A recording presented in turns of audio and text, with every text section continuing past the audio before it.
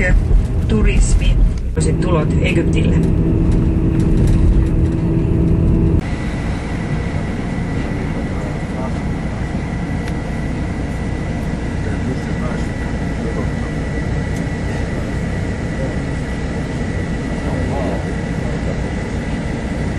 Kerron tässä teille sitten, mitä tuolla tehdään tuolla Kuninkaiden laaksossa.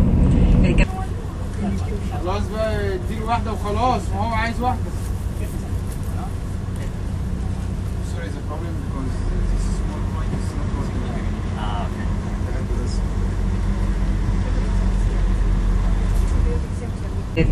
tänne näitä työläisiä kaivamaan Kuninkaiden laakson hautoja, eli tämmöinen työläisleiri tai väliaikaisena pidetty asumispaikka, missä Kuninkaiden laakson hautajien kaivajat sitten asuivat. Varmaan kuulemme siitä tulevina aikoina, miten tuo työ siellä edistyy. Hyvin pian me olemme siinä vierailijakeskuksessa.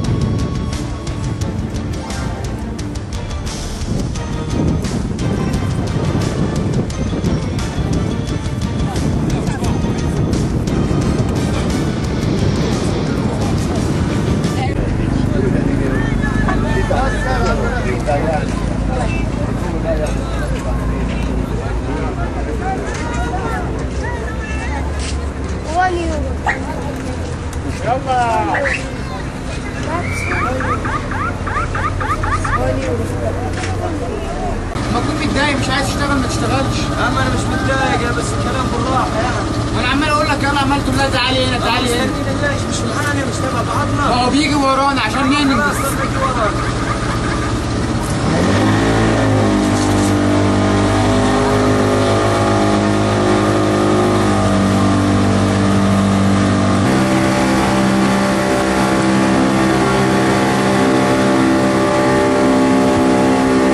Ja hiekkakivi- ja kalkkikivirakennelma, molempia siinä on käytetty. Nyt ajamme hitaasti tästä, näette tuon hypostyylihallin.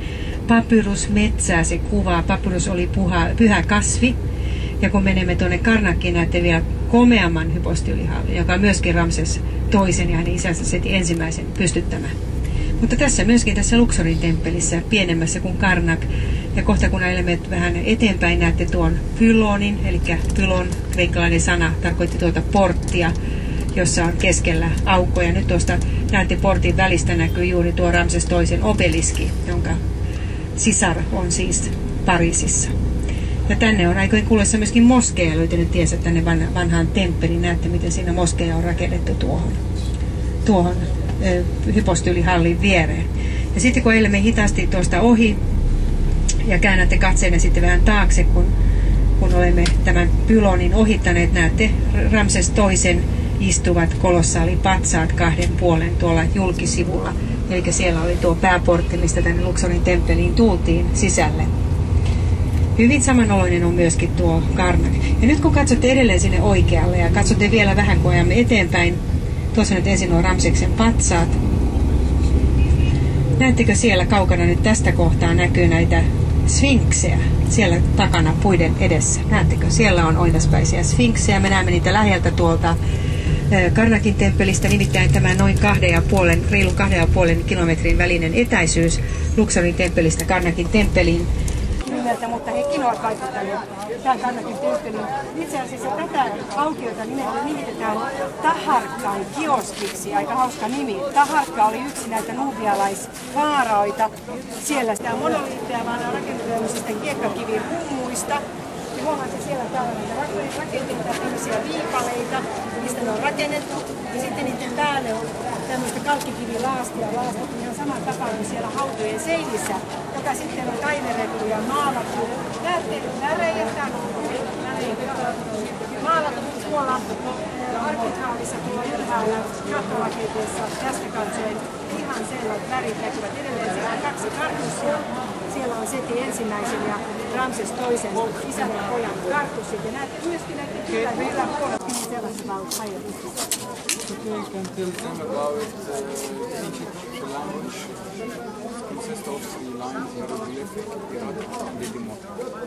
And the royal decrees was written in hieroglyphic about the names of the kings, and when the kings were writing to another king, it was writing in hieroglyphic. And it is easy for us to read hieroglyphic. But hieratic is for the priests, for the people who live in the temple, and demotics for the people who live in the commoners in the community. Ja tuossa Hossam aloittaa kertomalla, että itse asiassa hieroglyfikirjoituksesta oli 3 eri tasoa. Mainittiin jo siinä Rosettan kiven aikana, että toinen tapa kirjoittaa tätä kuunnellista kieltä oli niin sanottu demoottinen, joka oli tämmöinen yksinkertaisempi muoto. Oli olemassa vielä 3. muoto, niin kutsuttu hieraattinen, jota papisto käytti. Eli tässä oli tavallaan 3 tasoa, ja tämä hieroglyfi, varsinainen hieroglyfi-kirjoitus oli kaikkein sofistikoituneimpaa, eli hienoimpaa, eli oli juuri kuninkaallisten käytössä sitten. In the hieroglyphic we have letters like alphabet, like any language in the world. We have 28 letters. And we have something called determinative. Determinative is just a picture, give us a sound for 2 letters or 3 letters. For example, I'll give you a symbol for letter and for 2 determinative. One has 2. Yes, Ramses. Ramses. Ja täältähän tulee Ramses sitten tietenkin. Eli täältä me saadaan näitä. Eli monenlaisia 2 eri nimeä ainakin oli näillä kuuluisilla faarailla.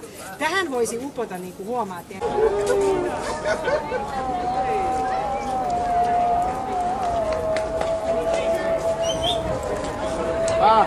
Va più veloce.